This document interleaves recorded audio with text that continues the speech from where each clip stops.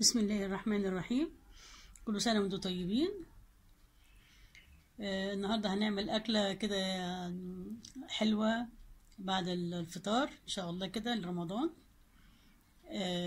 مكوناتها حلوة وبسيطة وسهلة، وهي سهلة هنعملها بإيه يعني مختلف، يعني نفس الحشوة ونفس المكونات بس بطريقتين. ادي الطريقة الأولانية هيت، وادي الطريقة التانية هيت، وإن شاء الله تاكلوها بألف هنا وشفا، ورمضان كريم علينا وعليكم يا رب وعلى أمة محمد أجمعين. ويلا بينا نشوف هنعملها ازاي. السلام عليكم ورحمة الله وبركاته. بسم الله الرحمن الرحيم. كل سنة وانتم طيبين، نسبة الدخول علينا رمضان. ربنا يا رب يهل علينا باليمن والبركات بإذن الله، وصحة وعافية، ويتقبل مننا يا رب وجعلنا من المتقين الصالحين. النهاردة هنعمل حاجة حلوة وخفيفة وبسيطة وإن شاء الله تعجبكم. أنا عندي حطيت هعمل الأول الشربات بتاعها. عندي سكر، حطيت كوباية، وأدي الكوباية التانية، خلي معيارك واحد. أدي الكوباية التانية من السكر اهيت، وبنفس المعيار هنحط المية، كوباية مية.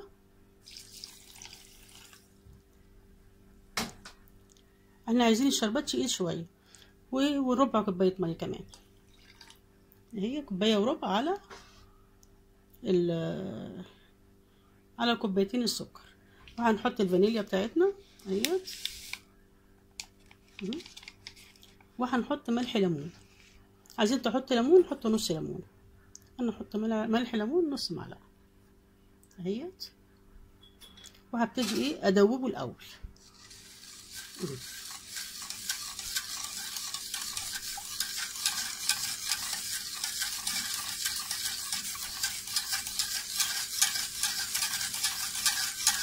ادوب على قد ما اقدر زي ما انتم شايفين كده. وهروح مولعه عندي البوتاجاز.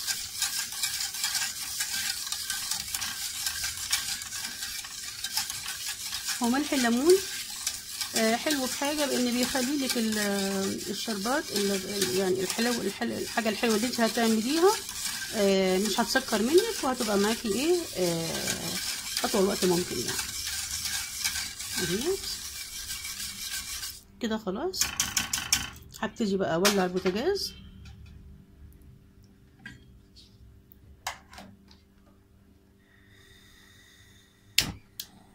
اهوت، ومش هاجي طبعا جنبه تاني خلاص، وهغطيه. لما اغطي بقى الشربات اللي انا بعمله مش هيسكر من على الجناب، ومش هيعمل ريم ولا يعمل اي حاجه. فانا هوطي عليه واغطيه، ونشوف هنعمل ايه تاني.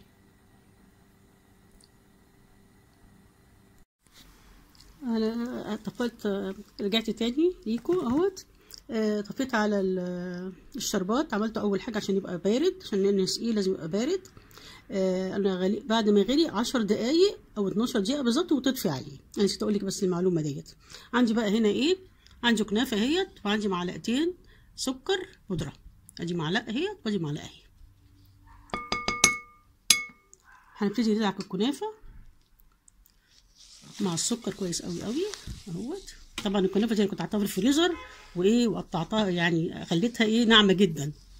لازم تحط في الفريزر الاول، وعشان لما تطلعيها ما تغلبكيش وانت بتقطعيها، تبقى ناعمه قوي قوي. هفضل ادعك فيها شويه كده اهيت. دي الحاجه الحلوه اللي هي السريعه ان شاء الله وتعجبكم، وان شاء الله تجربوها وتعملوها وتدوني رايكم فيها يعني. كده عملنا الكنافه. عندي بقى عندي جوز الهند، وعندي زبيب، وعندي سوداني. هحط هنا حبه جوز الهند وادعك بيهم على الكنافه اهو. يعني هنحط مثلا هنقول معلقتين. وهنحط برضو من الزبيب معلقتين.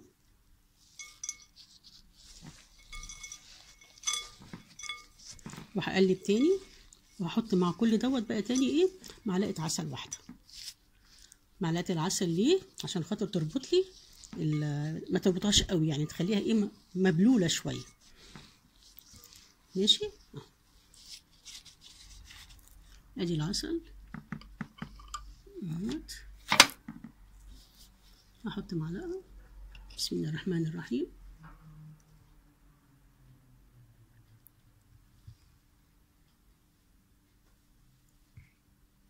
لو عندك عسل كلوكوز حطه. اهي معلقه عسل اهيت، هتخلي ايه الكنافه منديه شويه. اهي. وهقلبها تاني زي ما انتم شايفين كده.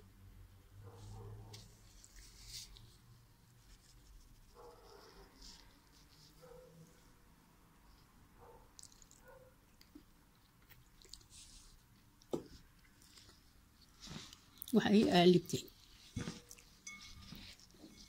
انا ما حطيتش في الحشوه في الكنافه يعني مكسرات كتير. هقول لكم لان المكسرات الكتير هحطها في الاخر بعد ما تستوي، فدي هتطعم الايه الكنافه شويه. ماشي كده. خلاص كده عملنا كله مع بعض اهوت.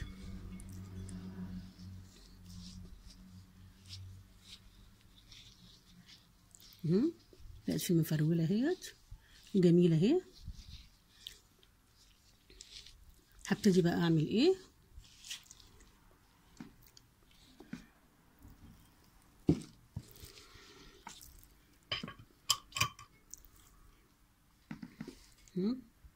عندي جلاش اهوت.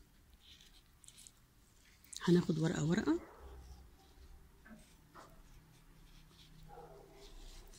من الجلاش اهوت.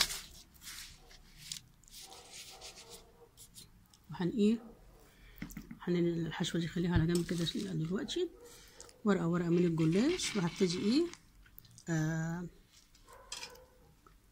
عندي سمنه، نص كوبايه سمنه، بلاش زبده عشان الزبده بيبقى فيها ميه. نص كوبايه سمنه وعليها نص كوبايه زيت او كوبايه سمنه كامله، بس الزيت ما ينفعش لوحده. ماشي اهو. هنروح عاملين ايه ماسكين الجلاش مسقسقينه كده. ادي اول ورقه.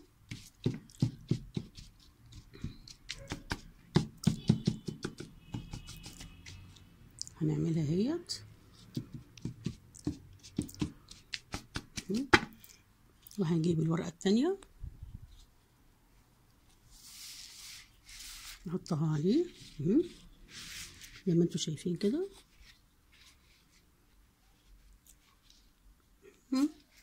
نسوي على قد ما نقدر.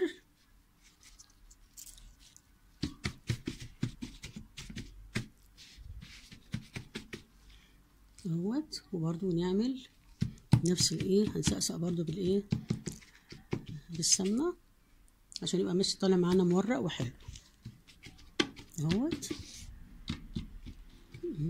زي ما انتوا شايفين كده.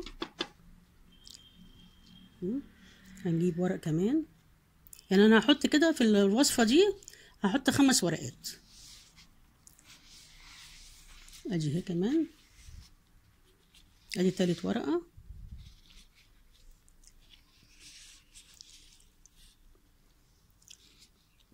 اهيت. برضو ايه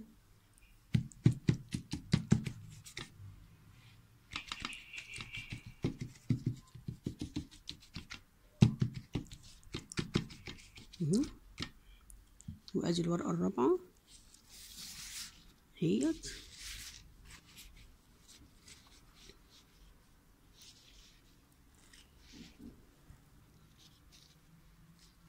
نحاول ايه نظبطهم بكل الطرق يعني. ادي الورقه الرابعه بتاعتنا اهيت اهي.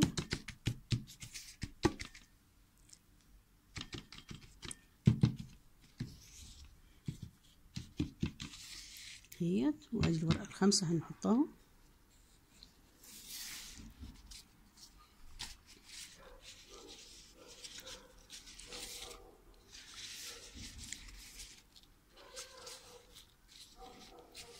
اهيت.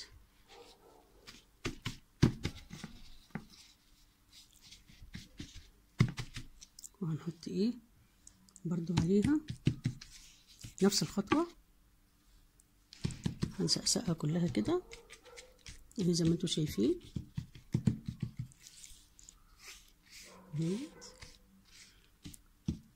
الريحة بقى تحفة، ريحة جميلة قوي قوي، البيت كله اتملى ايه، اتملى ريحة حلوة قوي. والخير بتاع رمضان بدأ يهل علينا اهوت. كل سنة وانتوا طيبين وولادكم طيبين يا رب واحبابكم كلهم. هناخد بقى الحشوة وهنبتدي ايه نحط الحشوة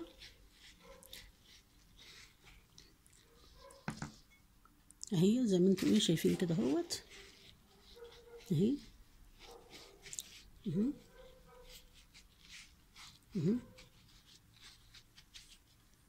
شايفين هنقلنا كل الايه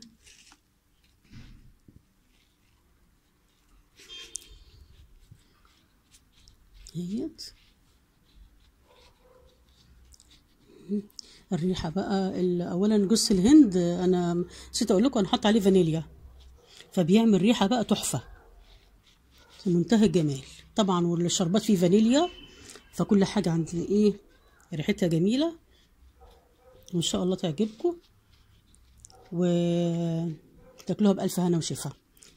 كده ادي الحشوه بتاعتنا اهيت. هعمل بقى ايه بعد كده، دي اول ايه دي يعني انتوا زي ما انتوا بقى عايزين. انا همسك بقى ابتدي بقى ايه امسكها والفها بقى، الفها لفه جامده جدا بقى ايه وبالراحه.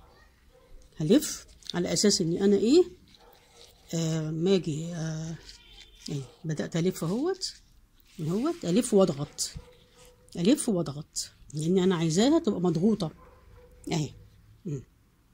بصوا اهي. بصوا الجمال ماشيه معاكم زي الفل اهي. بصوا اهي اهيت اهيت.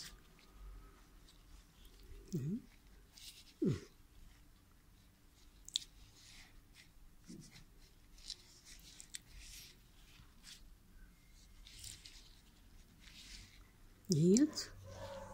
طبعا احنا ايه بنحط السمنه على كل ورقه عشان تطلع معانا مورقه اهيت اهيت لغايه ايه ما تيجي في الاخر كده اهوت واروح ايه عاملاها. ادي يا سيدي ايه ادي اهي الايه الرول بتاعنا اهو.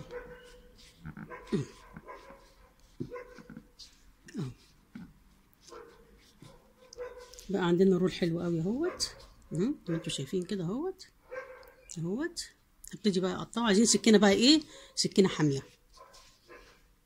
عايزين سكينه حاميه. قبل بقى ما نقطعه ونعمل كده عندنا الصينيه لازم ندهنها سمنه كويس جدا.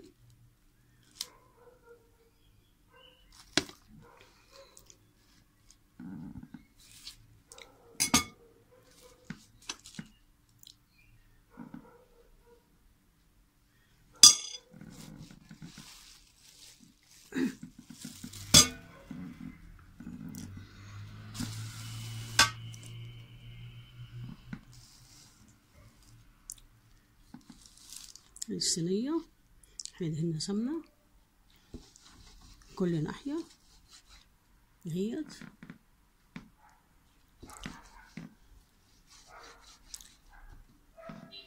ومن الجناب كله لكل حته اهيت. ريحه السمنه البلدي في الحلويات تحفه في منتهى الجمال اهيت. دهنا الصينيه زي ما انتوا شايفين دهنا حلوه قوي قوي من الجناب كمان اهيت.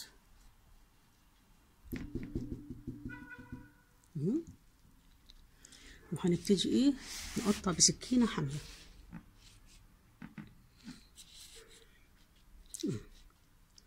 هنبتدي بقى ايه نقطع. الاول هاخد الحروف ديت كده اهيت، هاخدها لوحدها.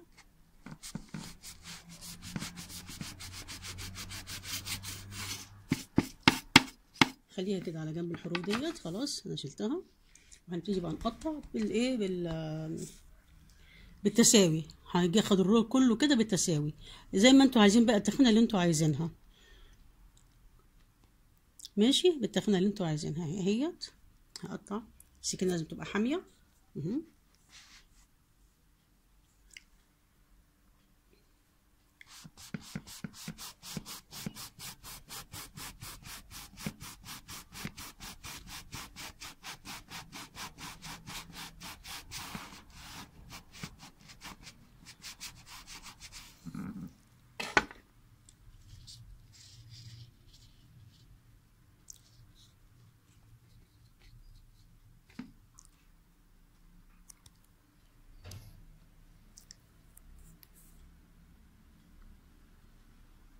هقطعها يعني زي ما انتوا عايزين بقى، 2 سم 3 سم زي ما انتوا عايزين. هقطعها واوريها لكم هنعمل فيها ايه.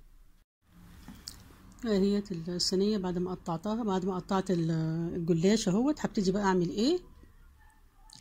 هاسقيه كويس قوي قوي بالسمنه من كل الجوانب ومن كل حته اهوت.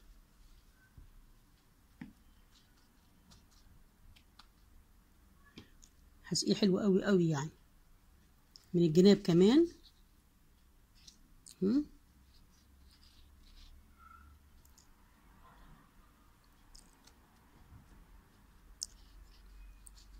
عشان ايه كله يتحمر اهوت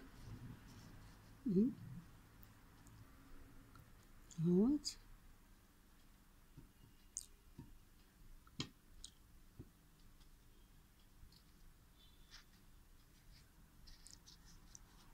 طبعا شايفين انا بعمل ايه. كل الرول بمسكه كله من ايه، من كل الجوانب،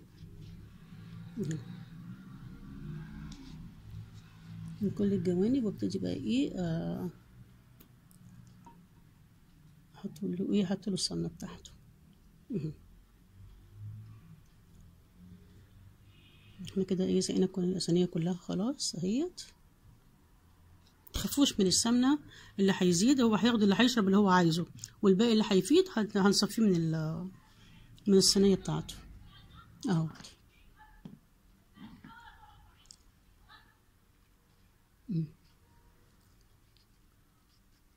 هنعمل بقى ايه بنفس الحشوه ديت برضو حاجه يعني طريقه تانية سهله برضو.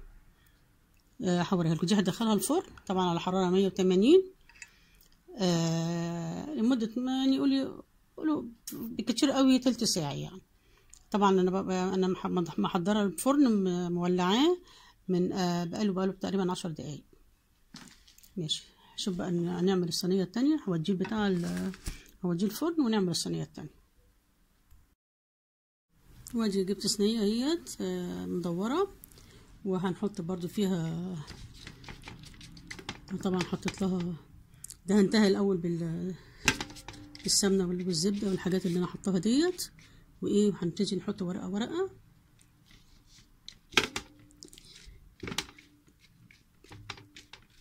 ايه بنحط في السمنه. اهم حاجه ان احنا ايه نبقى مغطيين الجلاش.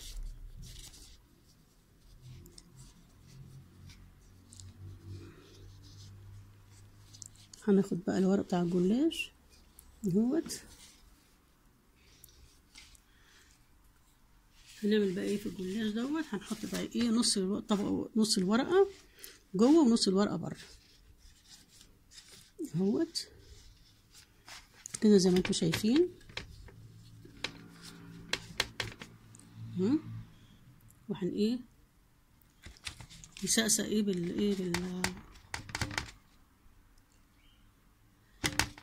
بالزبده بالسمنه والايه اللي احنا عاملينها اهيت. وهنجيب ورقه تانية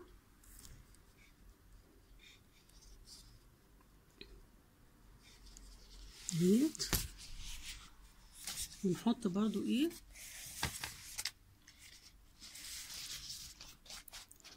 يبقى ايه عندنا كده هنغطي كل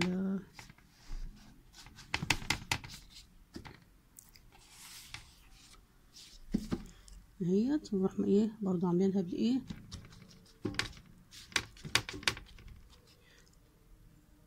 السمنه كده، وزي ما انتوا شايفين كده. هنا بقى الحشوات اللي انتوا عايزين تحطوها حطوها اهي. ادور الصينيه عشان ايه اغطي برضو الايه الحرف الصينيه الاخراني اهوت.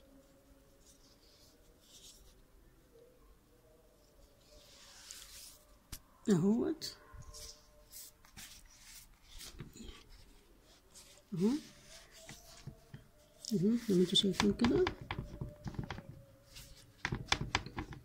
اهوت. وادي الصينيه كلها اتغطت اهيت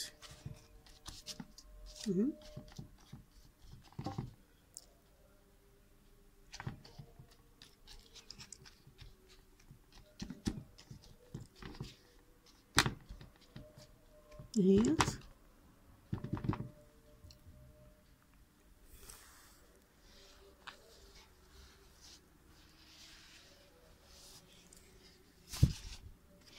واحط واحده بقى كده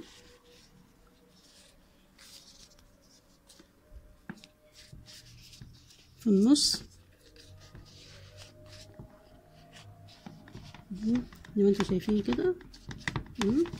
تمسك ايه كل الصينيه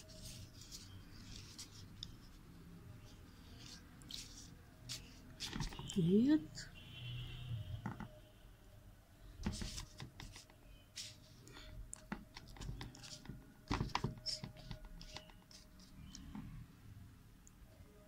واحط الحشوه بقى بتاعتنا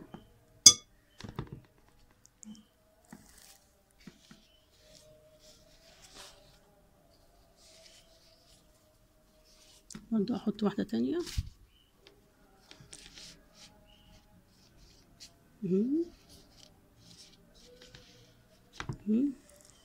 واحط برضو واحده زيها كده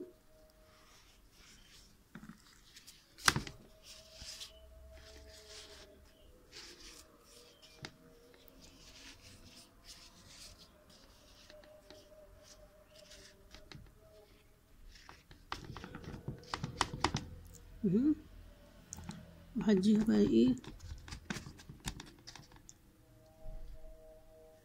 السمنه اللي احنا ايه متفقين عليها نعملها مع بعض سوا اهيت. جايبه الحشو بقى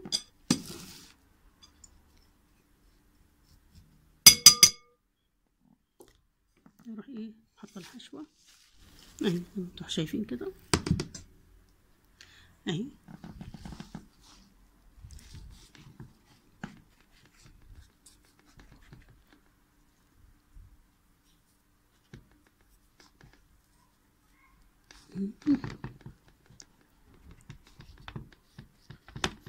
بضغط عليها. طبعا انا بضغط عليها بايديا لان الايد بتبقى ايه وانت لابسه الجوانت مش ايه بتبقى مش حساسه قوي يعني، عشان خاطر تبقى ايه كلها متساويه مع بعض كده اهي. واروح ايه جايبه جنب جنب اهوت، واروح ايه مغطيه بالكنافه اهو الجناب كلها اللي هي ايه اللي احنا كنا حاطينها بره الصينيه اهي. نعملها كويس ونسقيها وناخد جنب جنب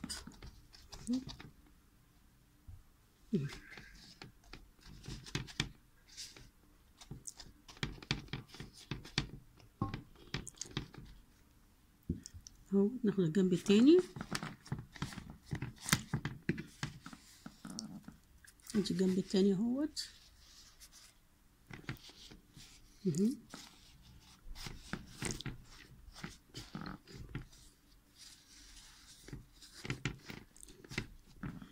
اهوت ايه نحط عليه السمنه بتاعته اهيت.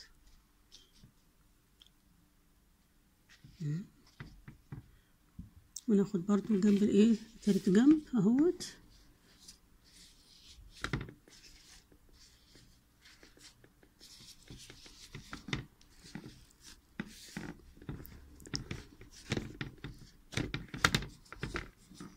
كده احنا ايه غطينا الصينيه كلها اهو زي ما انتوا شايفين كده. وهنجيب بقى ايه وبرضو هنسقسق شويه كده بالسمنه اهيت. ونجيب بقى اخر حاجه اللي هي هنغلب بيها بقى كل الصينيه. وهتت اخر طبقه اهيت وقطعتها زي ما انتوا شايفين كده اهيت يعني اخر ورقتين بنفردهم ونتنيهم من تحت الصينيه عشان خاطر لما تيجي نطلعها تبقى ماشيه معانا واحده واحده، يعني التقطيع تبقى معانا حلوه. وبعدين هجيب بقى الزبده والسمنه واروح رشها على الوش كده زي ما انتوا شايفين.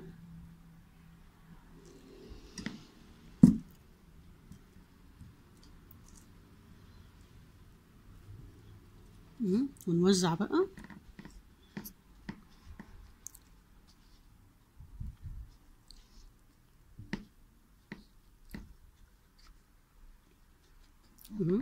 بس المنظر بتاعها. ناخد بقى كل اللي في الطبق. احنا عايزين كل دوت متخافوش من السمنه واللي احنا حاطينها، هتدي طعم جميل قوي قوي.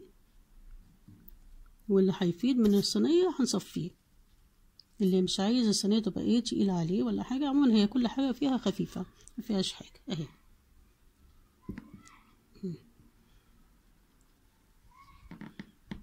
ودي الصينيه اهيت بطريقه تانية. وهندخلها الفرن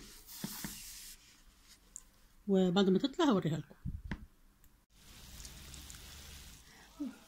ودي ما شاء الله هو الله اكبر الصواني طلعت من الفرن اهيت. وانا سقيتهم بالشربات اهم اخر كمال.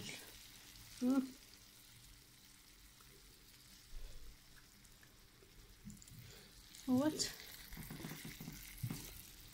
ان شاء الله تعجبكم الوصفه. ولو بقى مره تشوفوني انا هدى خضير، واللي ما يعرفنيش يتفرج على القناه، ولو عجبته يعمل لايك وشير ويدوس على الجرس. وكل سنه وانتم طيبين وبألف هنا وشفا ورمضان كريم. السلام عليكم ورحمة الله وبركاته.